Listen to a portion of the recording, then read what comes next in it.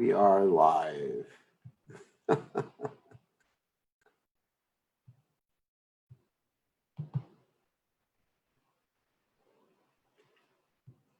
right, I think we are just about ready to go.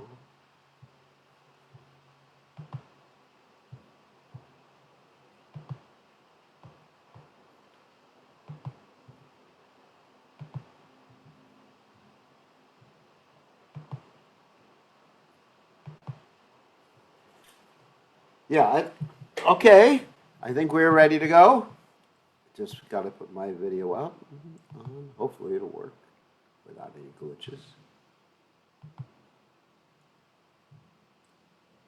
Oh, there's the glitch again. All right, wait a second.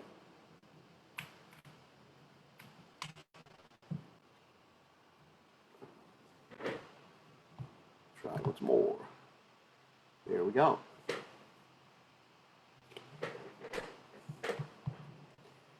One thing I was noticing, as I was just putting this class on Facebook, I just happened to glance at Facebook, some of what's called the news feed. Quite interesting how most of the people, even devotees, they're basically just showing off their bodies and the latest hairstyle and the latest outfit they're wearing. Not the sannyasis, of course. I was just thinking, we're not the body, we're not these clothes, and all of a sudden, everybody's showing off the latest makeup, the eyeshadow,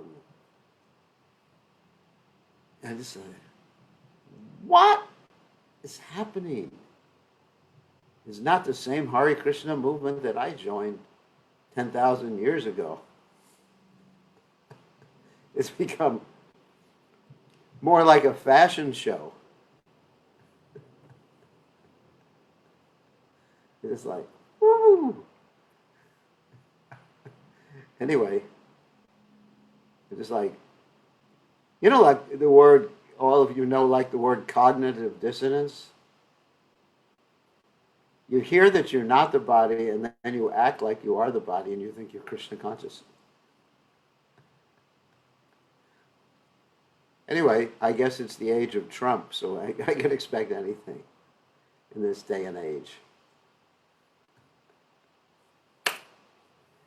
Anyway, I definitely will try not to look at Facebook again because it's very shocking. I mean, I'm broadcasting on Facebook, so I can't avoid it. But, it's just like, what? Whatever happened to, Hare Krishna, you're not the body, the embodied soul is changing from boyhood to youth to old age, then takes another body,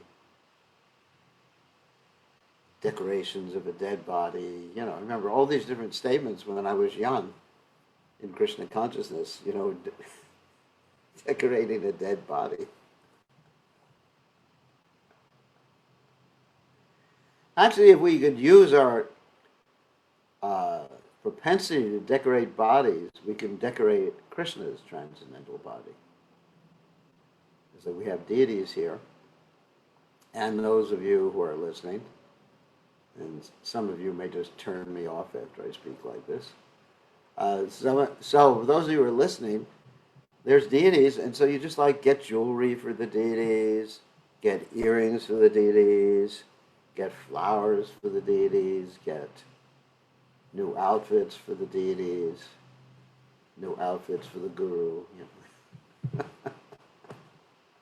The nice thing about being a sannyasi is just the outfits are always the same.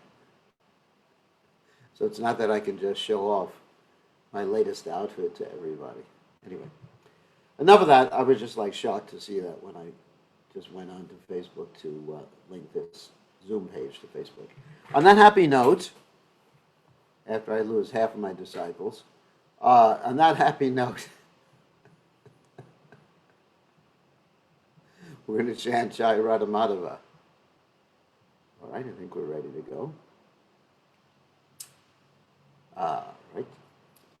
Jai Radha Madhava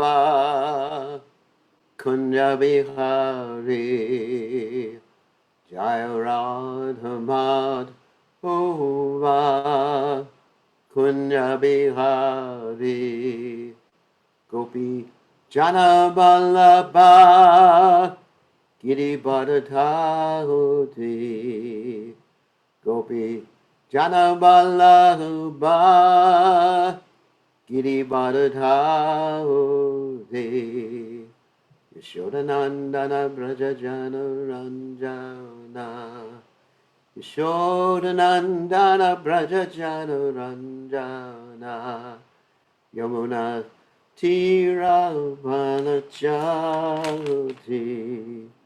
Yamuna Tira Vanachari, Jaya Radha Madhova, Kunja Bihari, Jaya Radha Madhova, Kunja Bihari, Gopi Jana Malabha, Giri Bharadhauti, Gopi Jana Malabha, Giri Bharadhauti, Yashodanandana Brajajana Ranjana, Yashodanandana Brajajana Ranjana, Yamuna Tira Vanachari, Yamuna Tira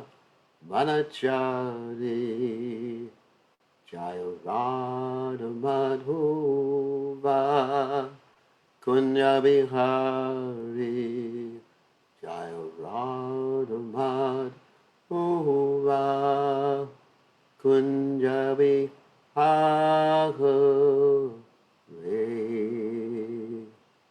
Jai Om Vishnupad Paramahansa Paravatakacharya Ostatara Satashi Shimad. His Divine Grace Abhaya Chananada Bhaktivedanta Goswami Srila Prabhupada Ki Jai, ISKCON Founder Acharya Srila Prabhupada Ki Jai, Ananta Koti Vaishnava Vrinda Ki Jai, Namacharya Srila Haridas Thakur Ki Jai. Prem Se Kaho Shri Krishna Chaitanya Prabhu Nityananda Shidwaita Garadha Shivasadi Gaur Bhaktivinoda Ki Jai. Shri Radha Krishna Gopa Gopinath Shaim Kund Radhakunda Giri Govardhan Ki Jai. Vrindavanam Ki Jai, Maturam Ki Jai, Goswami Ki Jai, Yamunamai Ki Jai, Shrimati Lasi Devi Ki Jai, Sindhuveda Bhakta Vrinda Ki Jai, Gaur Premananda Hari Hari. All glory is the assembled devotees, all glory is to the assembled devotees, all glory is the assembled devotees. All glory is to Shri Guru and Gauranga, Srila Prabhupada Ki Jai, Gaur Premananda Hari Hari Hari. Hare Krishna Sai Bhutale Srimati Bhaktivedanta Swami Namani. Namaste Saraswati Deve Gauravani Pacharni Nivashesha Shunya Vadi Paschacha Deshatarni. So Omagana Timidanda Shah Gananjana Shalakya Chakshura Medikam Yena Tasmai Shri Gurave Namaha. So it's good to see everybody this afternoon or this morning, wherever you are. And we're going to continue with our reading of the 9th chapter of the Bhagavad Gita. We only have one more verse to go in the 9th chapter, the last verse, which is, I left it over for today because it's such an important verse. It's one of the most important verses in Bhagavad Gita. It actually has almost a dual verse later on in the 18th chapter. Okay, let's go.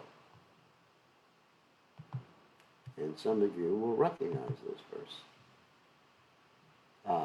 So the verse goes as follows. And this is actually the essence of Krishna consciousness. Manmana bhava mad bhakto madhyaji mam namaskuru mame vaishyasi yutvaivam atmanam madparayana.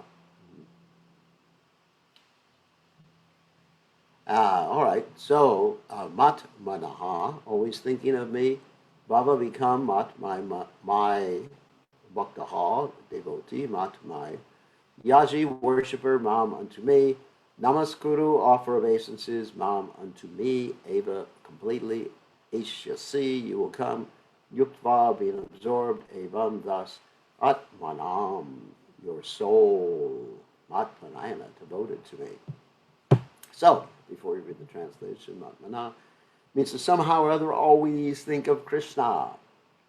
That's the first regulative principle, to always think of Krishna. The second one is never forget Krishna. And so that means to think of Krishna's pastimes, what he does in the spiritual world, Krishna's qualities, uh, Krishna's name, Krishna's devotees, Krishna's service. There's a lot of things that are really connected to Krishna. Krishna's movement, the Hare Krishna movement. Let me turn off the phone. This is Krishna's phone, but I'm not going to think of it during the class. I'm going to try to think of something else. So, just everything connected to Krishna is non-different from Krishna. And Baba Mat Bhaktaha. Become a devotee, like Bhaktaha means not someone who likes someone else, but someone who is completely devoted. Devotee, devoted. Mat, my, yashi, worshipper, mam, unto me. Namaskuru, offer obeisances. Let's describe what obeisances are. As this famous musician once said, bow down, mister. Hare Krishna, Hare Ram. Anyway, I know who it is. I'm not going to mention his name. So, what are the obeisances? Why do we bow down? Well, we bow down because it's like an offering of everything to Krishna, especially the danda bhat. Danda bhat. Danda bhat means like a stick. Sometimes you'll see the devotees like go boom, like a stick down like that. So that means, Krishna, I'm yours. That's really what it means. And sometimes it means I offer respect like that, but definitely it's a sign of surrender because you're touching your head to the ground. So in other words, I surrender to you, Krishna. But Eva completely. And then if you do that, yuktva, you'll be connected, absorbed, connected, that's what the word means. And atmanam, that is your very self, which is a soul. And devoted to me, matparayana means me as the goal. Okay. Engage your mind always in thinking of me, become my devotee, offer obeisances to me, and worship me. Being completely absorbed in me, surely you will come to me. In this verse, it is clearly indicated that Krishna consciousness is the only means of being delivered from the clutches of this contaminated material world. Why is it the only way? Because Krishna says, Mama eva prapajante nayam tam rantite. He says, Mama maya durachya. Here we go. That this is my illusory energy. So the illusory energy is actually keeping us in this world, and that illusory energy is Krishna's energy. And because it's Krishna's energy, it's very powerful, more powerful than we are.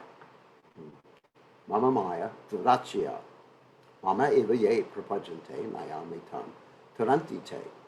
But one who surrenders into Krishna, the illusory energy actually helps one in his devotional service. Sometimes unscrupulous, that means dog-like, commentators distort the meaning of what is clearly stated here, that all devotional service should be offered to the Supreme Personality of Godhead, Krishna. Unfortunately, unscrupulous commentators divert the mind of the reader to that which is not at all feasible. Such commentators do not know that there is no difference between Krishna's mind and Krishna. Krishna is not an ordinary human being. He is the absolute truth. His body, his mind, and he himself are one and absolute. It is stated in the Kurma Purana, as it is quoted by Bhakti Siddhanta Saraswati Thakur, In Bhaktisiddhanta Saraswati Goswami and his Anubhasha comments on the Chaitanya Charitamrita in the 5th chapter, Adi Leela, verses 41 to 48. Dehadehi vi vedo yam nishvare vidyate kvachit. This means that there is no difference in Krishna, the Supreme Lord, between himself and his body. But because the commentators do not know this science of Krishna, they hide Krishna and divide his personality from his mind or from his body. Although this is sheer ignorance of the science of Krishna, some men make profit out of misleading people.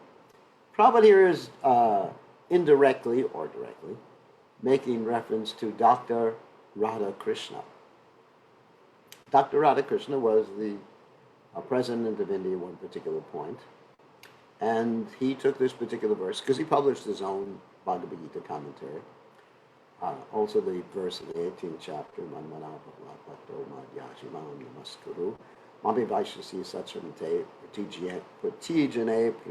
that's the 18th chapter verse.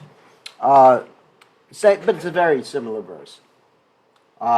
He took this manmana bhavamad bhakto to indicate that it's not to the person Krishna we should surrender, but to the unborn, beginningless within Krishna.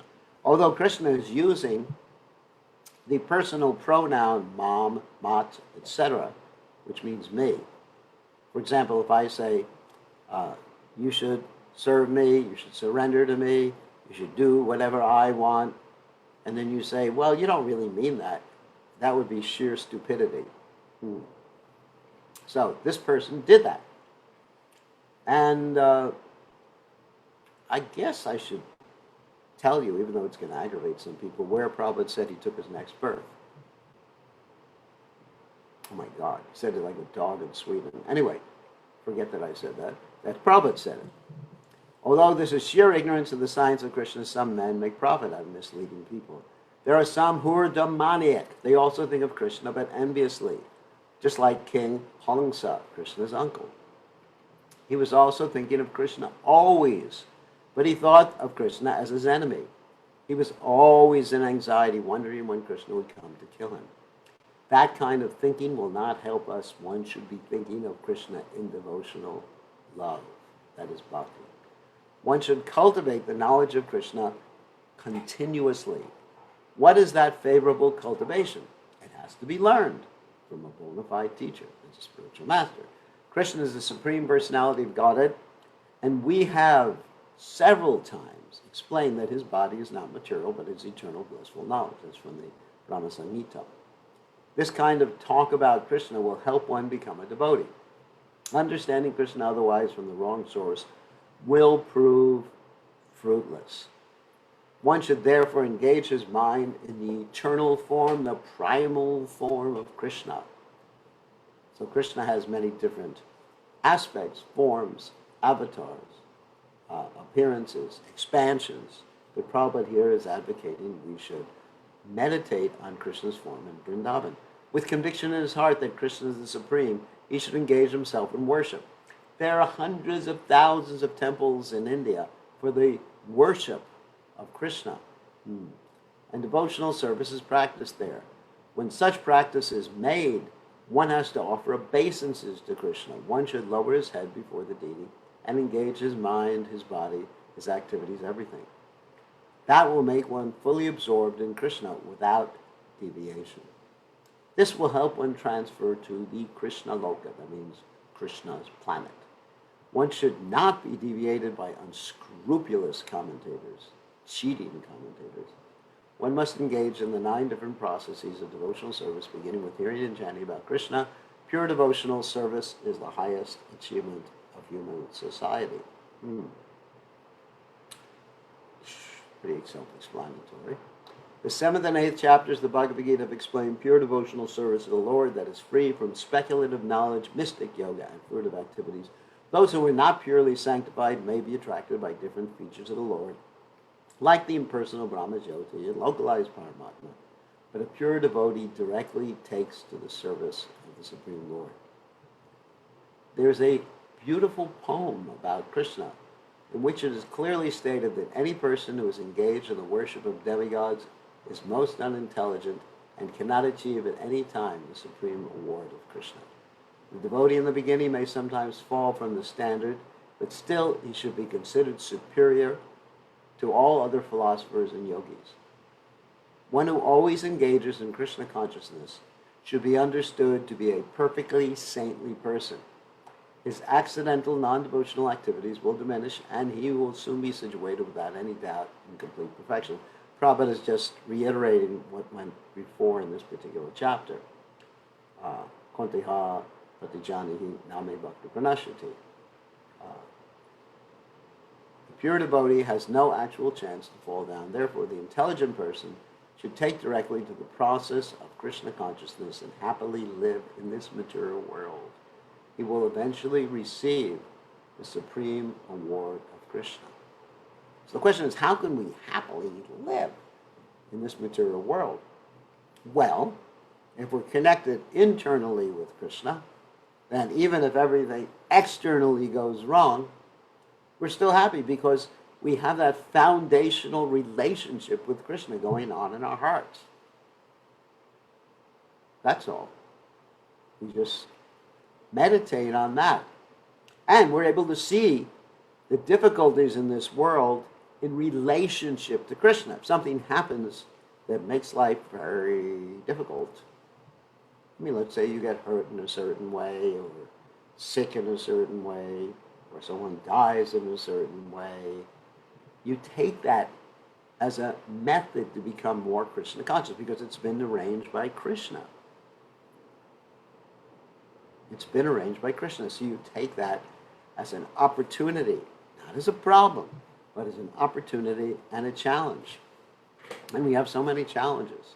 So thus end the Bhaktivedanta purports, the 9th chapter of the Srimad Bhagavad Gita in the matter of the most confidential knowledge. So just to reiterate, the most confidential aspect of knowledge that's being revealed in this particular chapter, in the last chapter, chapter 9, is the Achincha Veda Veda Tattva philosophy, which is mentioned in the beginning, and also Shatana Purusha Dharma Shashat Prantapa Prapimam Bhartande, which is Samsara Vartmani, that one should have faith, one should not be envious. Idam tu te, first verse in the chapter, idam tu te gudyatamam prapacham anasuyave gyanavigyanam So Krishna says, because you are not envious of me,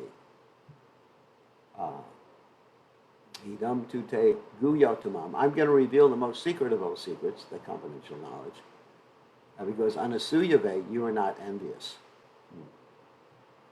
And by that knowledge you will become liberated. And then, of course, the Achincha Veda Veda Tattva philosophy. So chapter 10 is in a little bit different mood than chapter 9. In chapter 10, we actually become introduced to Krishna's greatness to, a greater extent. In chapter 9, we learn how Krishna is everything, and we should meditate on Krishna and see Krishna everywhere. And one who is a devotee, even if he commits the most abominable action, he's considered saintly because he's on the right path, and quickly he'll achieve the right destination. And ultimately, everyone should just be Manmana Bhavamad Bhakto, will be thinking of Krishna and worshiping Krishna. But chapter 10, we're going to hear how great, big, powerful Krishna is. Very wonderful chapter.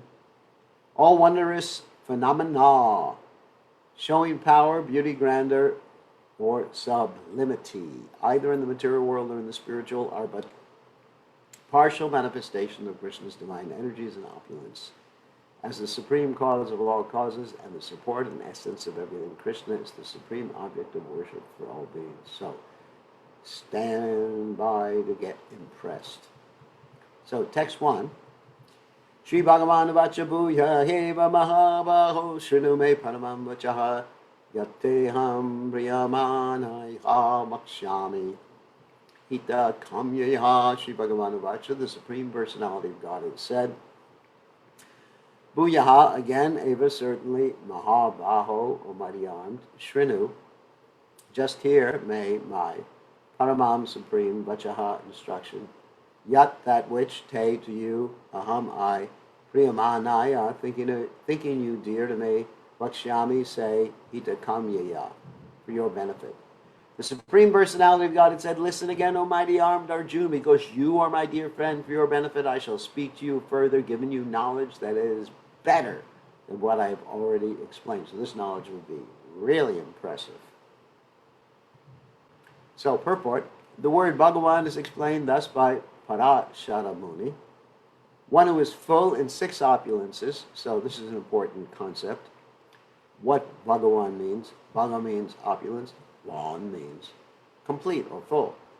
So these are Krishna's 6 opulences. All of us have these opulences, but not in the same, to the same extent that Krishna has. So Krishna has full, now here we're talking about unlimited strength, full fame, unlimited fame, unlimited wealth, knowledge, unlimited knowledge, unlimited beauty. So next time you go on the internet and show off your beauty, realize that Krishna has unlimited beauty. You better show off his beauty. And renunciation. Krishna is the most renounced. How can we say that? Because Krishna owns everything, yet he's not interested in this whole material world. That is extreme renunciation. So Krishna is Bhagavan, or the Supreme Personality of Godhead. So that's what Bhagavan means, to be full of these opulences. And so if someone declares themselves to be God, and there have been many people who have declared themselves to be God, just see, do they have all these opulences in unlimited degree? What about strength? Okay, take for example, here's a god that comes along and said, okay, can I arm wrestle you? All right, you arm wrestle him and you defeat him. Full of fame. Are you famous everywhere? Krishna is famous. I mean, everybody knows about God. Even the atheists, they talk about him all the time. Wealth. How much wealth do you have? Krishna owns everything. How much knowledge? Krishna is in every atom. He knows everything. He knows past, present, future. Do you know all the future, what's going to happen? No. Are you all beautiful? There are no defects, even in your material body? Actually, there's an interesting advertisement from the 1960s that, anyways, one of these lusty advertisements, it says the closer you get, the more you need Noxema. Of course, Noxema is something to cover up all your imperfections in your body. So if you think someone is really beautiful, we used this example many times before when we were fanatic brahmacharis. If you think someone is really beautiful, just go this close to them, just like put your eyeball like right up to their eyeball or something like that close. And you see the pores in the body. Is that beauty? But Krishna's body is eternity, full of eternity, bliss, and knowledge. You can get this close, you get this close, however close you want to get, it's all beautiful. And he never gets old. And he never gets sick. And renunciation, we already mentioned that. Someone who doesn't try to enjoy anything in the material world because he's Atmarami, self-satisfied. While Krishna was present on this earth, he displayed all 6 opulences. Therefore, great sages like Parashara Muni have all accepted Krishna, the Supreme Personality of Godhead. Now Krishna is instructing Arjuna in more confidential knowledge of his opulences in his work. Previously, beginning with the 7th chapter, the Lord has already explained his different energies and how they are acting. Now, in this chapter, he explains his specific opulences to Arjuna. He gives examples. He doesn't explain or give examples of all the opulences, examples of all the opulences, but he touches upon a few of them. And Krishna, at the end of the chapter, he says, what is the use of all this detailed knowledge with a single fragment of my energy? I pervade the entire cosmos. So in other words, what we're going to be impressed by in this particular chapter is basically insignificant. But still, we're going to get impressed. In this previous chapter, he has clearly explained his different energies to establish devotion and firm conviction. Again in this chapter, he tells Arjuna about his manifestations and various opulences. The more one hears about the Supreme God, the more one becomes fixed in devotional service. One should always hear about the Lord and the association of devotees. That will enhance one's devotional service. Discourses in the society of devotees can take place only among those who are really anxious to be in Krishna conscious. I am definitely anxious. Others cannot take part in such discourses. The Lord clearly tells Arjuna that because Arjuna is very dear to him, for his benefit such discourses are taking place. Arjuna is taking our part. Although Arjuna is a pure devotee of the Lord, understands all these things, even beforehand, still he is acting under the influence of Yogamaya. He is acting as one of us, every man or every woman. And Krishna is answering his doubts, or encouraging him, or showing him opulences that will further inspire him. So here, let's continue. Namevatu suragana prabhavan na maharshiha hamarir hidevana maharshinam cha sarvashaha. Na, never, may, my, vidhu, no. Suragana, the demigods, prabhavam, origin, opulences, na, never, maharishya, great sages, aham, I am, adi, the origin, he, certainly, devanam, of the demigods, maharishinam, of the great sages, cha, also, sarvashaha, in all respects. So here Krishna begins to talk about his greatness. Neither the host of the demigods nor the greatest sages know my origin or opulences. And actually Krishna has no origin. And there's no limit to his opulences. For in every respect, I am the source of the demigods and sages. He's the original father. Purport, as stated in the Brahma Samhita, Lord Krishna is the Supreme Lord. No one is greater than him. He is the cause of all causes. Here it is stated by the Lord personally that he is the cause of all the demigods and sages. Even the demigods and great sages cannot understand Krishna. They can understand neither his name nor his personality. So what is the position of the so-called scholars of this teeny planet? I know it's tiny. The Prabhupada would sometimes say teeny. No one can understand why the Supreme God comes to earth as an ordinary human being and executes such wonderful, uncommon activities. Now, why is it that we can understand? That is Prabhupada's mercy.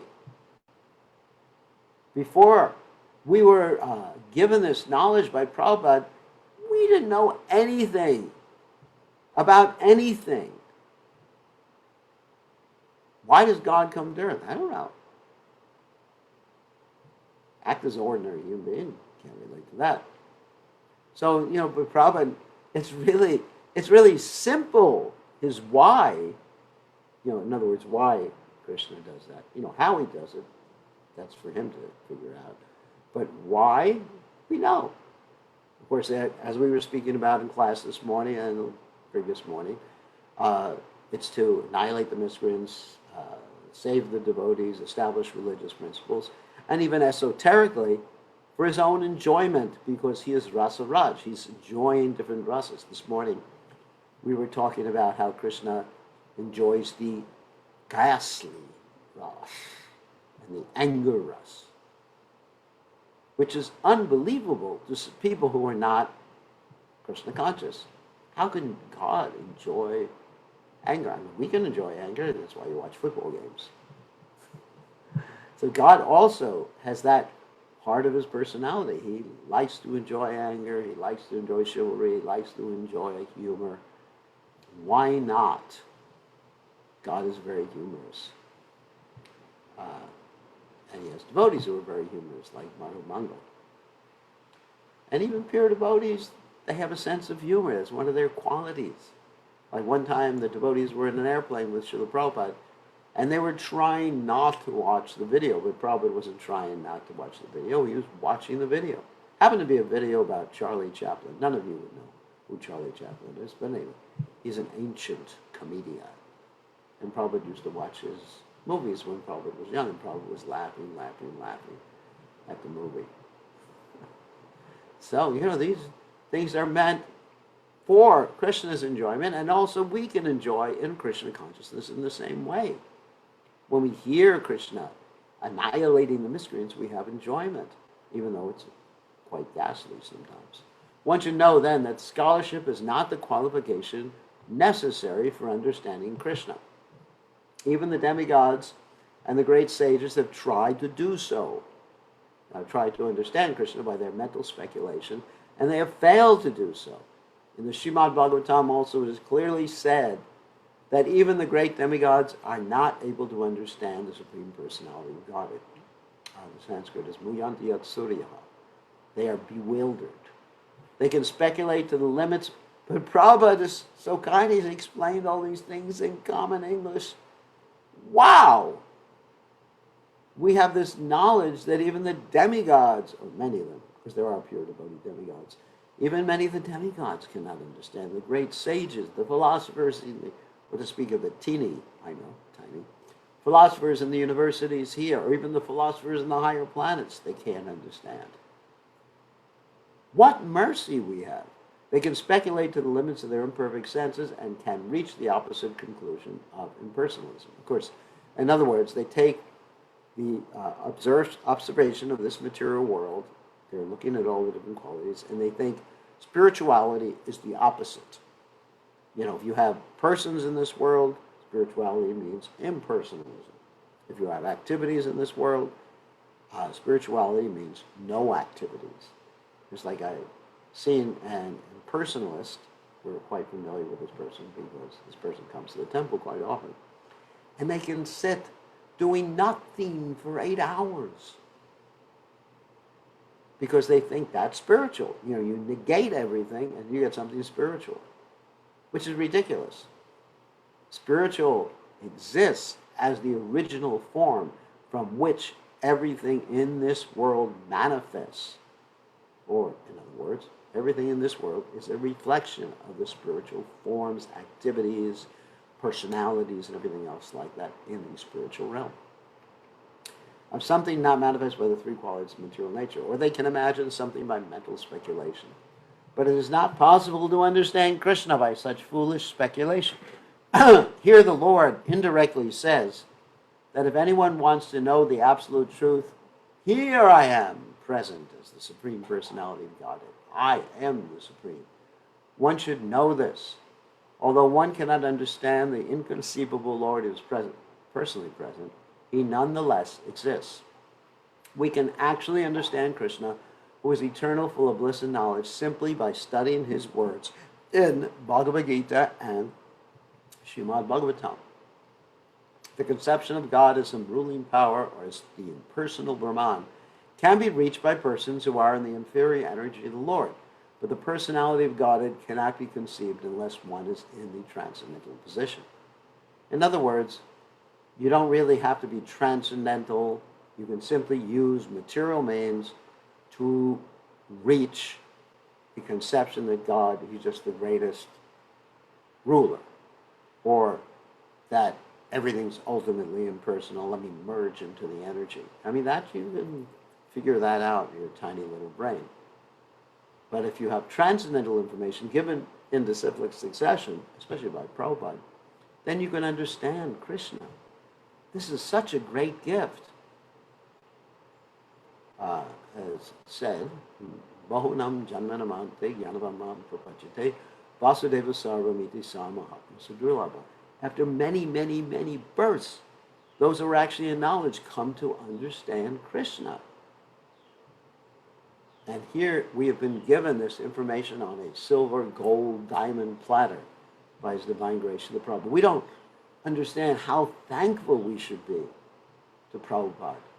This most elevated knowledge, the Chincha Veda Veda Tattva, the nature of Krishna, the way to achieve Krishna, all these things are very easily understood because of Prabhupada's mercy.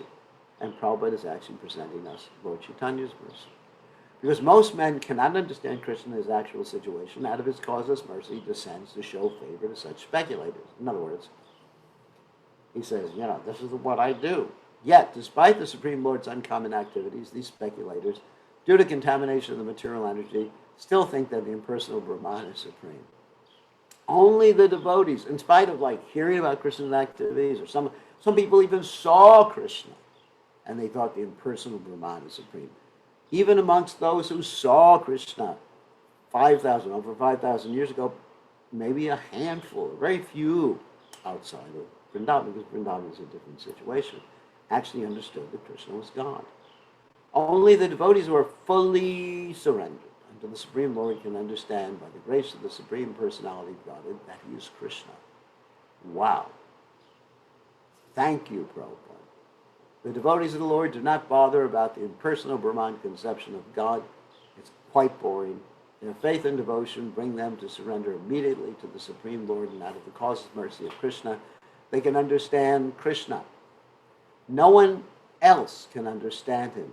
So even great sages agree. What is Atma? What is the Supreme? It is he whom we have to worship. So the great sages are different than ordinary sages. So all the great sages agree. Now another important verse here. Yomam ajam manadhim cha veti loka maheshwaram asamuda savarjeshu sarvapapai pramuchyate. Yeah, anyone who, mam, me, ajam, unborn, anadim, without beginning, cha, also, veti, knows, loka, of the planets, maheshwaram, the Supreme Master, asamuda, undiluted. Saha, he, marjeshu, among those subject to death. Sarva papai, from all sinful reactions, pramuchyate, is delivered. He who knows me as the unborn, as the beginningless, as the Supreme Lord of all the worlds, he only, that means only that person, undiluted among men, is freed from all sins. So you have to know Krishna has no birth. He always exists. Also, the soul is like that too. We learned that in the second chapter. Ajo nitya sashvato yam parama hanyate hanyamane sharire. And that means the soul is also beginningless. But Krishna is the greatest of those who are unborn. He's the source of all those who are unborn. He's the Supreme Father of all those who are unborn. He's the unlimited amongst those who are unborn. And we are limited, teeny, tiny. And anyway, but we are also beginningless.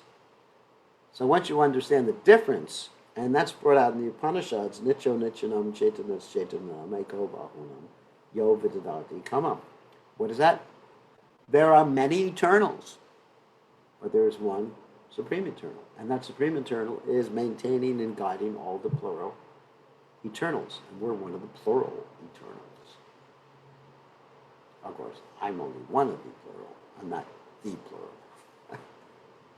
So purport, as stated in the seventh chapter, text 3, Manushanam Sahasreshu Kaschit Yatati Siddhye. Remember that? Out of those, thousands of those who are perfect, or those who are trying to elevate themselves, hardly anyone is perfect, and out of those who are perfect, hardly anyone knows Krishna. Those who are trying to elevate themselves to the platform of spiritual realization are not ordinary men. They are superior to millions and millions of ordinary men who have no knowledge of spiritual realization. But out of those actually trying to understand their spiritual situation, one who can come to the understanding that Krishna is the Supreme Personality of God, the proprietor, it means owner of everything, the unborn, is the most successful spiritually realized person. And that's very rare.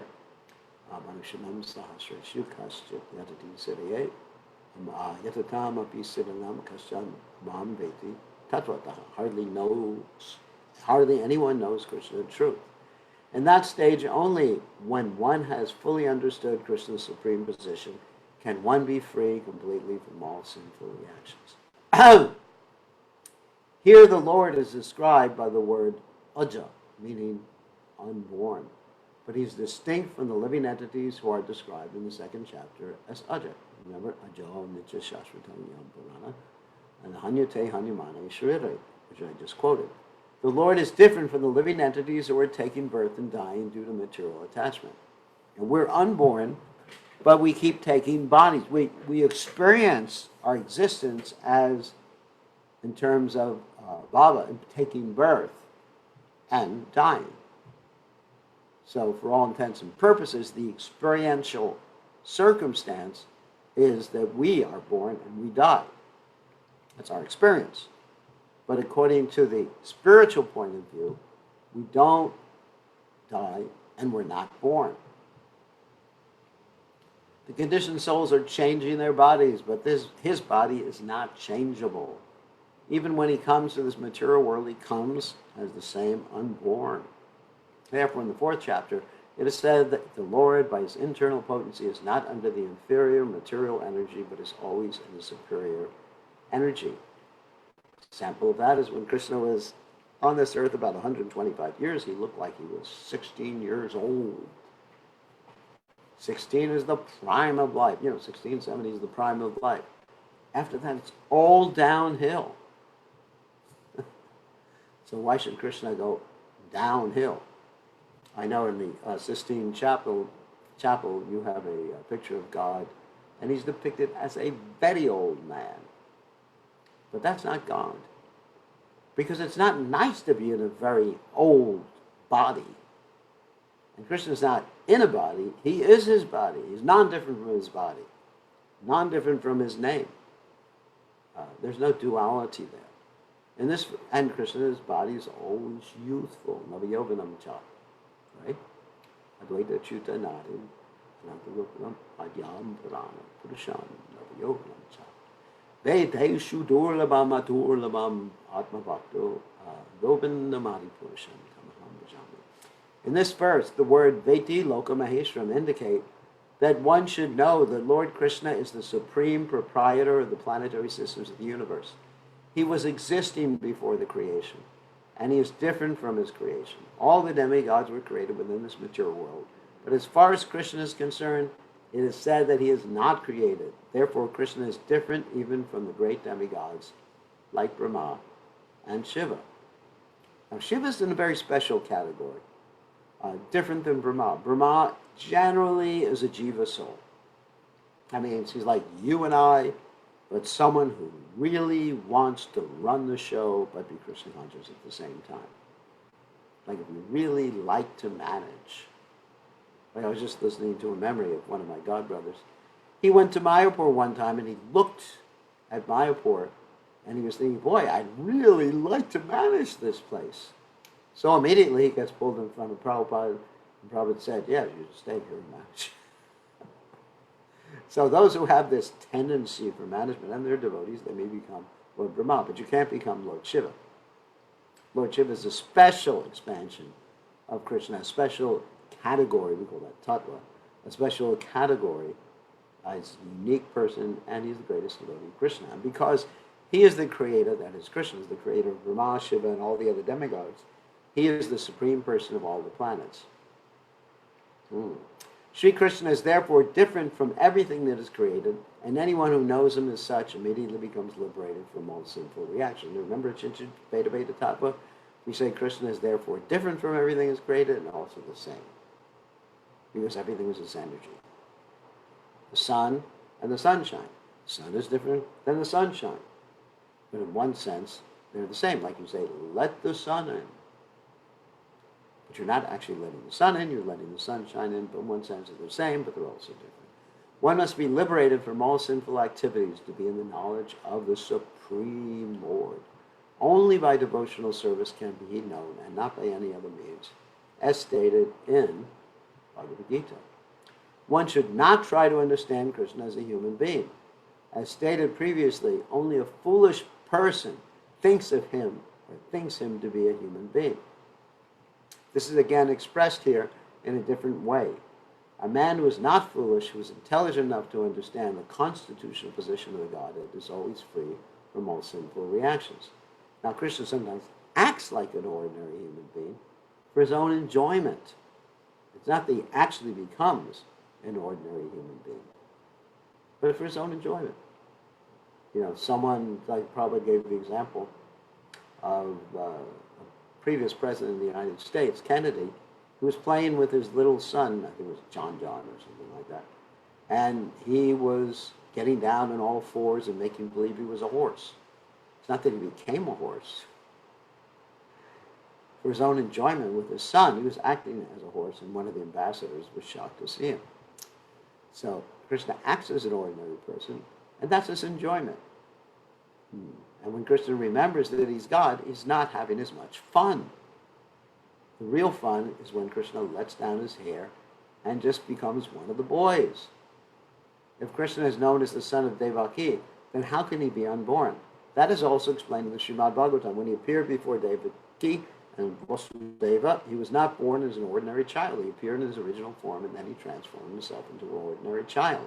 In other words, the first time they saw him, he was floating in the air at 4 arms and was extremamente effulgent. And then Devaki got really scared. Wow, Kamsa sees dogs here and they want to kill you. So once you come as an ordinary kid, and Krishna said, okay, Mom, he came as an ordinary kid. Same transcendental body. He can exhibit himself in any way he wants with that transcendental body, because the transcendental body is the same as Krishna. Anything done under the direction of Krishna is transcendental.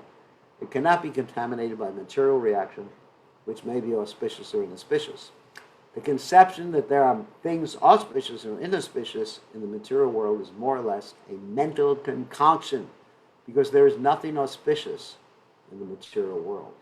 Woo. Of course, what is auspicious is the opportunity to perform devotional service, but material things are not auspicious. Everything is inauspicious because their very material nature is inauspicious. It's like saying, okay, the example Prabhupada gives is in a prison house. Prabhupada says there are first-class prisoners, and then there are prisoners in solitary confinement. So the first-class prisoners think this is the life, but actually they're still in prison. We simply imagine it to be auspicious. Real auspiciousness depends on activities in Krishna consciousness and full devotion and service. Therefore, if we at all want our activities to be auspicious, then we should work under the directions of the Supreme Lord. Such directions are given in authoritative scriptures such as Srimad Bhagavatam, Bhagavad-gita, or from a bona fide spiritual master. Because the spiritual master is the representative of the Supreme Lord. His direction is directly the direction of the Supreme Lord. The spiritual master, saintly person, and the scriptures direct in the same way. There is no contradiction in these three sources. All actions done under such directions are freed from the reactions of pious or impious activities of the material world. The transcendental attitude of the devotee in the performance of activities is actually that of renunciation, and this is called sannyas. Remember we talked about sannyas? Sannyas means basically to accept things favorable to Krishna consciousness, and yas, or yasi, means to reject things unfavorable. And even though one is not formally a sannyasi or a swami, one can be in actuality a sannyasi in that regard, in any ashram. And swami, they can be a swami. Swami means master, master of the senses. As stated in the first verse of the 6th chapter of Bhagavad Gita, one who acts as a matter of duty because he has been ordered to do so by the Supreme Lord and who does not seek shelter in the fruits of his activities, anashrita karma palam, is not taking shelter in the fruit of karma, is a true renouncer. Anyone acting under the direction of the Supreme Lord is actually a sannyasi and a yogi, and not the man who has simply taken the dress of a sannyasi or pseudo-yogi. So we find many people dress as a sannyasi just to make a living. Prabhupada had a neighbor who would go out every day dressed up as a sannyasi, kiss his wife goodbye in the morning, come back with all the goodies that he collected as a begging sannyasi and change into his household robes. That's a Kali Yuga sannyas. Generally, sannyas is prohibited in Kali Yuga. Okay?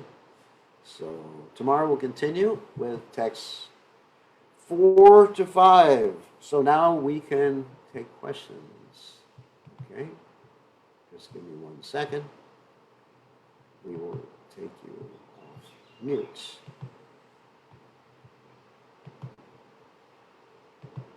Okay, who wants to ask a question? Oh, Mother Tulsi. Okay, ask a question. In the purport, Prabhupada says that he appeared in his Wait, original... let me turn the volume up a little. I can't hear you. Okay, ask your question now. Prabhupada says in his purport that Krishna appeared in his original form. Yeah. The four-handed. Well, Well, that's one of Krishna's original forms. In one sense, it depends on the context. It depends on the context. Like, original form could mean any one of Krishna's transcendental manifestations. Or in another context, it could mean Krishna in Vrindavan. It just depends. You have to understand the context by understanding the totality of Prabhupada's work. That is called hermeneutics. That means when you take shelter of Herman, you will have no more neutics left.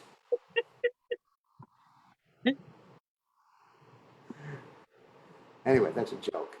Hermeneutics means you understand the Siddhanta and you understand what Prabhupada is saying in terms of the Siddhanta. Siddhanta means perfect conclusion, understanding like that. And, sometimes Prabhupada is actually, as we mentioned one of the previous classes, when Prabhupada said one should not think of any other form other than Krishna, Prabhupada is exhibiting his bhav at that point. So there's a methodology.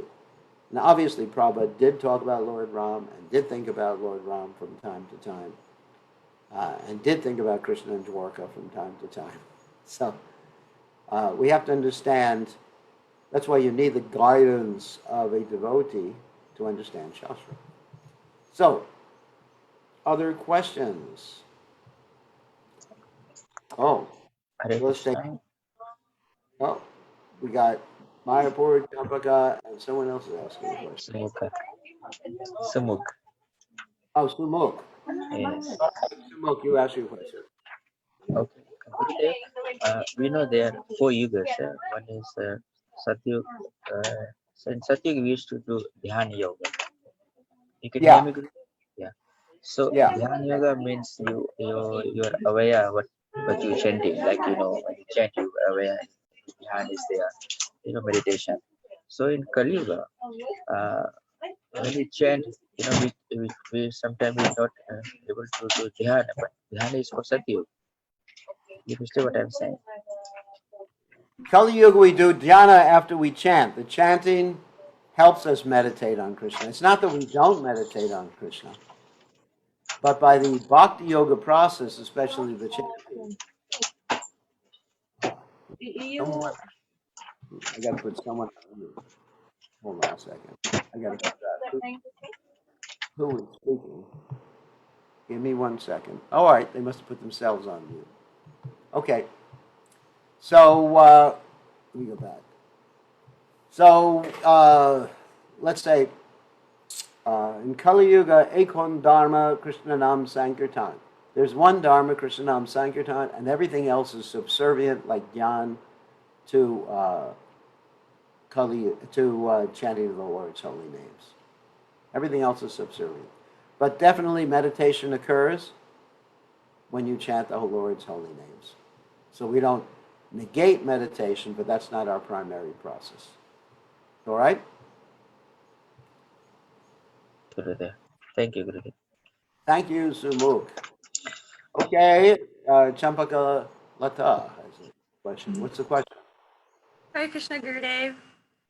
So I always wondered, ever since I was a child, why it was that Devaki would be scared seeing Vishnu with his 4 arms, and she'd rather he be a baby. And then it was just a few years ago that this one, a Prabhupada disciple, we were doing a drama of the birth of Lord Krishna at Jamashtami, and he said, Krishna was born as a baby with 4 arms. And sure enough, I looked in Krishna book and that's what it actually says. So then, I don't know, maybe this is just speculation, but perhaps she was afraid because he was a baby, but he had 4 arms, which would indicate that he would be the cause of Kamsa's death, and Kamsa would want to kill him. Ordinary. Well, because his 4 arms, Kamsa would assume that he was Vishnu. Yeah. But is that I mean, I guess it's in Krishna book, so it must be correct. The paintings, though, show that he was... The painting doesn't show that. The painting shows Vishnu appearing before. Let me do some research on that. But the painting, which was done under Prabhupada's direction, actually shows Vishnu floating in the air. They kind of Right. did that. And in his original form, like Yeah, as a yeah, full with all the implements and everything like that. Yeah.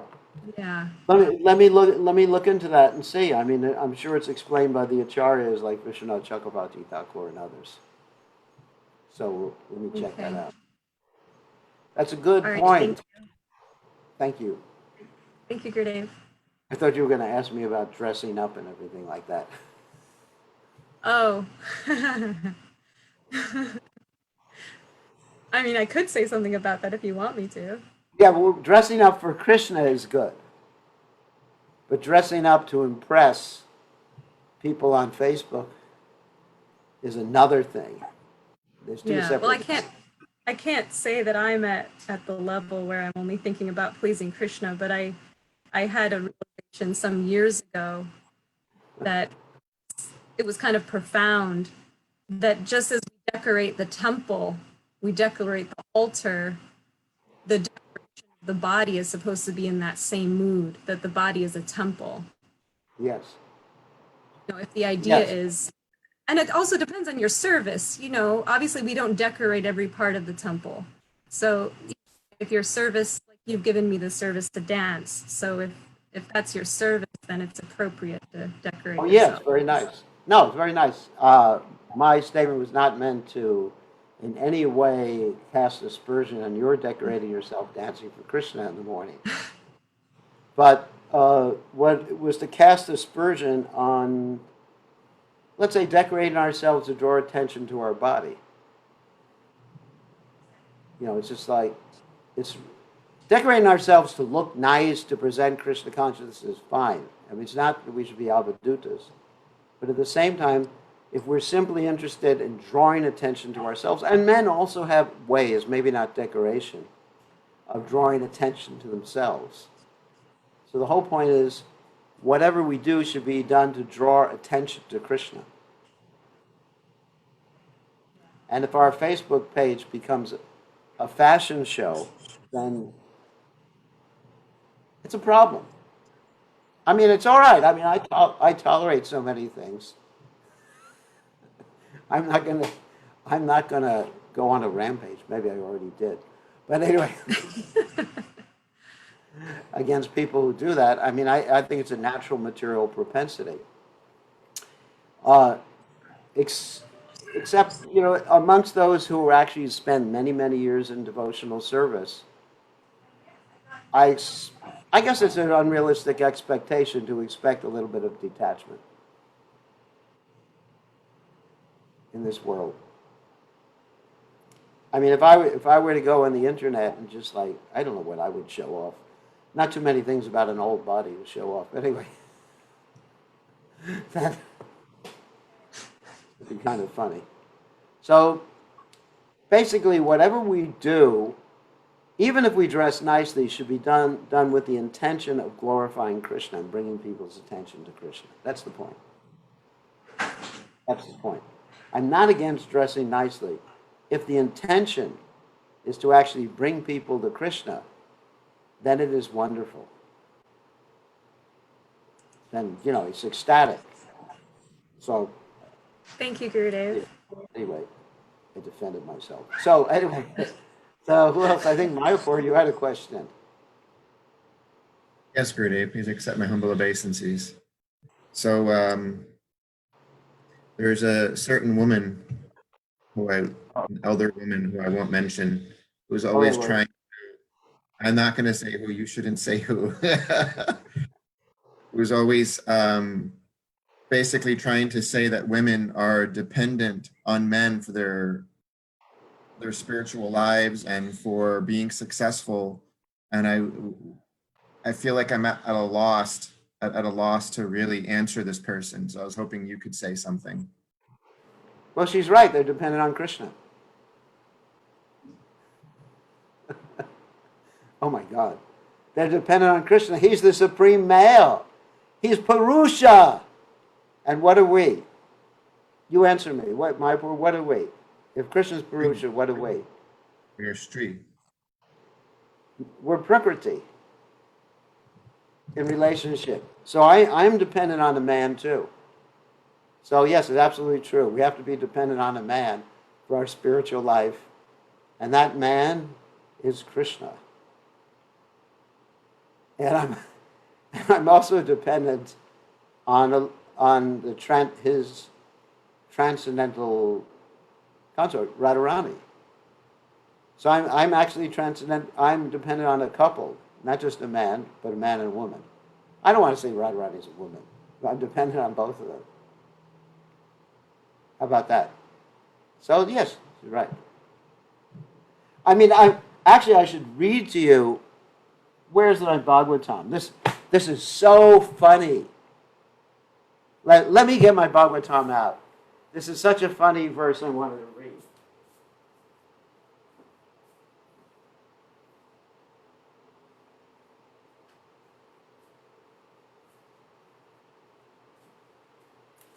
Okay, give me a second before my Bhagavatam boots up. So this verse has to do, let me give you a little introduction. This has to do with the conversation between Krishna and Rukmini, where Rukmini is criticizing ordinary men. Actually, I just read it the other night. I was reading it before I was going to sleep, and then I couldn't sleep because it was so funny. Give me 1 second. You know, nowadays, Bhagavatam has to boot up. So, that's a problem. Just give me a second. So, she starts describing, let me just paraphrase before it boots up. She starts describing ordinary men and their bodies full of bile and mucus. Does everybody know this verse? Trumpet's probably heard it before. But it's so cool that I can't refrain from reading it.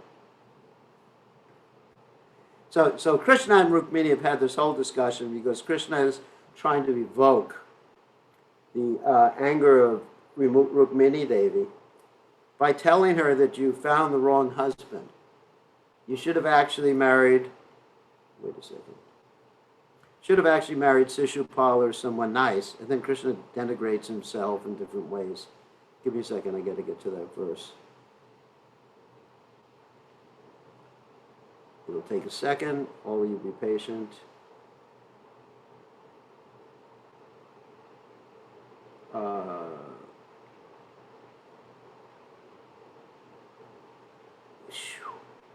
Maybe it'll take more than a second. But I know I just read it. It's actually really funny.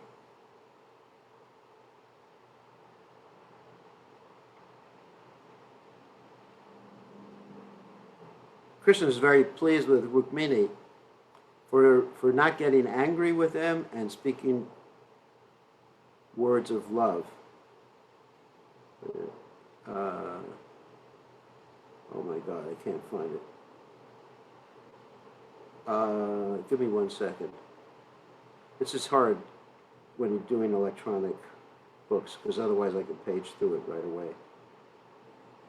Oh, here it is. Here it is. This answers your question. A woman who fails to relish the fragrance of the honey of your lotus feet becomes totally befooled, and thus she accepts as her husband or lover a living corpse, covered with skin, whiskers, nails, head hair, and body hair, and filled with flesh, bones, blood, parasites, feces, mucus, bile, and air.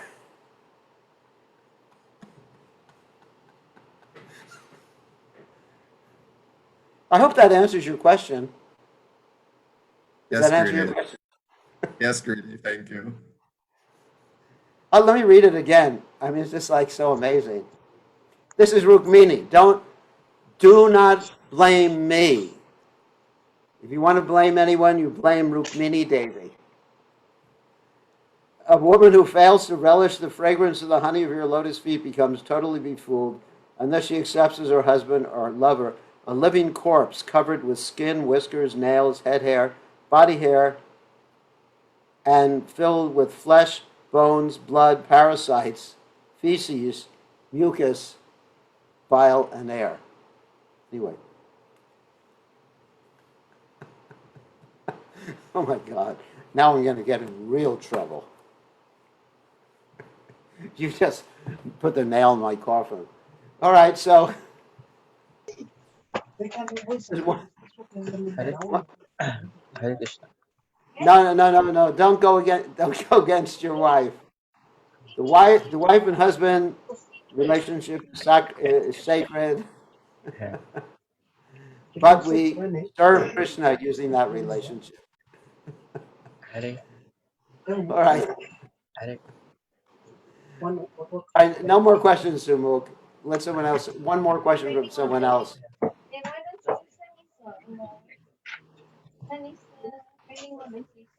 Anyone?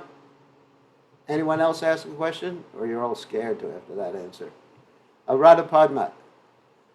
Hare Krishna Guru Maharaj, please accept my humble obeisances. Gurudev, we've been talking in this verse, where we are talking about Brahma and Shiva. So, is Brahma Jiva Tattva? Generally, Brahma is Jiva Tattva. Sometimes, when there's no Brahma to take over the universe, then Lord Krishna steps in and And does it. Lord Shiva? Lord Shiva is a special tattva. It's called Shiva Tattva. He's not a Jiva and he's not Krishna, Vishnu Tattva. Somewhere in between. He's Krishna's special expansion to deal with the material world. So it's a special, he's in a special category of his own. That's Lord Shiva, as the greatest devotee of the world. Okay, I think we have to end now before I get myself in more trouble. I just couldn't keep myself from reading that verse from the Bhagavatam. Okay, but I have the next argument that would be brought up. Is What's that the next? generally speaking, it's very popular now that a woman needs to take shelter of a man like her son or a guru who's a man. And it's like emphatic that certain women and certain people will emphasize this, that women are dependent like that, and that it always must be a man figure, that I have to take shelter of a man, a son, a husband, or guru, some man figure, so that I can be successful in Krishna consciousness in this life. Well, I think we all need to take shelter of some dominant figure. I do. Prabhupada. Prabhupada's my man figure. I need to take shelter of him. So he's my role model. And actually, it's a fact, we all need the shelter. Outside of the association devotees, Prabhupada did allow women to have their own ashrams.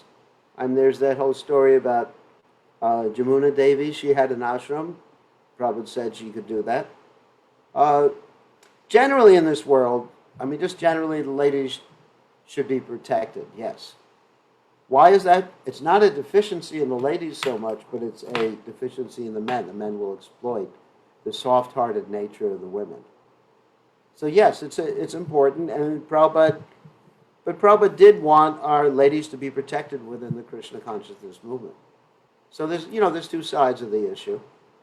It's not like an all black or white thing. The ladies should be protected, but I would say also the men should be protected. I see people who think that they can be Krishna conscious outside of the society of devotees, and Prabhupada said they're simply living in hallucination.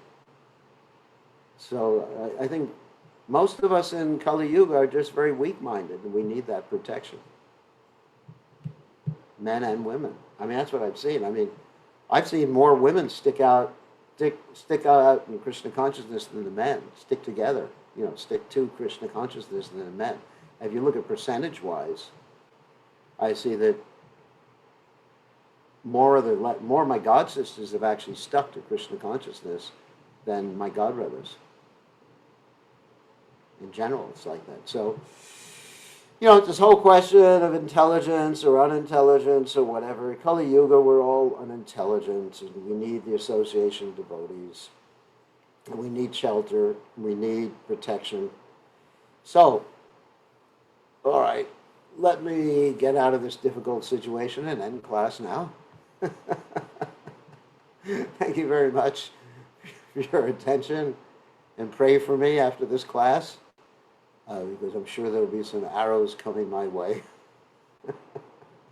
All glories to His Divine Grace, Srila Prabhupada, Ki Jai. Gaur Premananda. Hare Krishna.